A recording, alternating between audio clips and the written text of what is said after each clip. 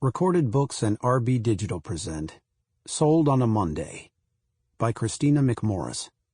Narrated by Brian Hutchison. A quote from Henrik Ibsen. 1,000 words will not leave so deep an impression as one deed. Prologue. Outside the guarded entrance, reporters circled like a pack of wolves. They wanted names and locations, any links to the mob, every newsworthy detail for tomorrow's front page. The irony wasn't lost on me. In the hospital waiting area, on the same chair for hours, I raised my head when a doctor appeared. He spoke to a nurse in a hushed tone. His full mustache, peppered like his temples, vibrated with his words. My shoulders coiled into springs as I searched for a look, a suggestion of the worst. Tension heightened around me from others fearing the same. The sudden quiet was deafening. But then the doctor resumed his strides, his footfalls fading around the corner. Once more I sank into my seat.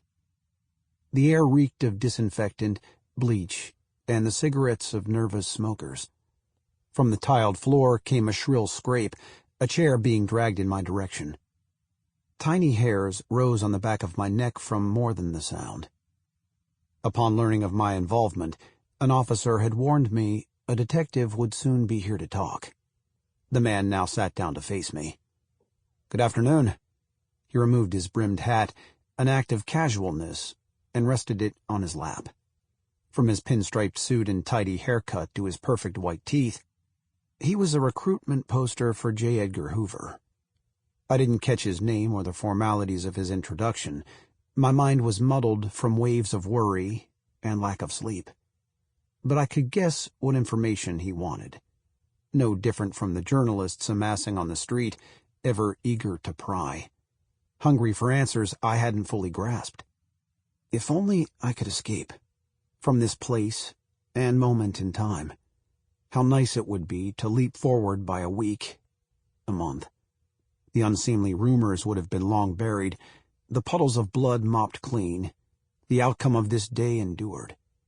I envisioned myself then, in a dim corner of a cafe, being interviewed by a young reporter over coffee.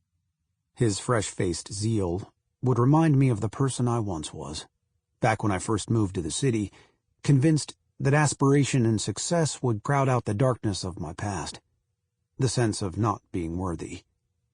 "What a relief," he would say, "that everything turned out fine." For some, of course. Not all. Sample complete. Ready to continue?